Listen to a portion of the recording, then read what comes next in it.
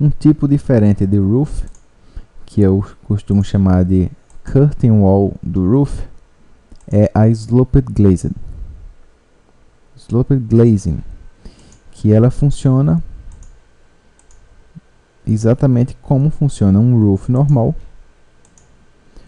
como um telhado normal, só que a diferença é que ela cria peças espaçadas igualmente ou configuradas como bem entender, e ela tem aquelas mesmas opções da curtain wall.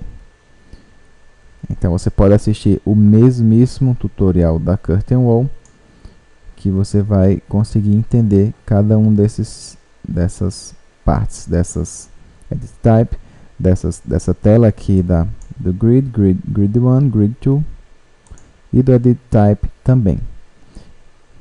Então, só explicando de maneira geral, se você quiser entender de maneira mais detalhada, você pode assistir o tutorial parte 1 da curtain wall. Eu tenho aqui o painel, que eu posso selecionar uma peça qualquer para esse painel, um vidro, um sólido, nenhum, que ele vai ficar sem nada no caso, ou um painel empty, que aí sim ele vai ficar sem nada na verdade. Eu posso configurar quem tem prioridade sobre quem. Nesse caso aqui não vai fazer diferença porque eu só tenho um tipo de peça. Mas se o grid 1 vai ter prioridade sobre o grid 2 ou não.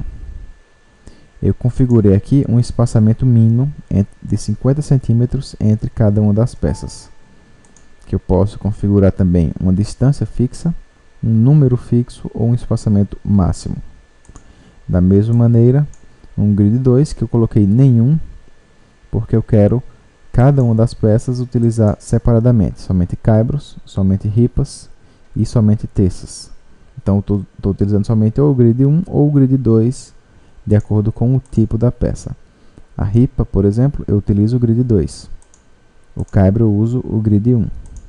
E a terça eu uso o grid 2 novamente, com um espaçamento máximo de 2,50. As ripas com uma distância fixa de 38 centímetros. E cada uma dessas peças pode ser configurada com um mullion diferente. No caso aqui, a ripa eu usei uma peça de 2x5. O caibro eu usei uma peça de 6x5. E a terça eu utilizei uma peça de 6x12. Estas peças do mullion podem ser encontradas no mesmo local lá da curtain wall mullion. Então, de fato, um sloped glazed é uma curtain wall.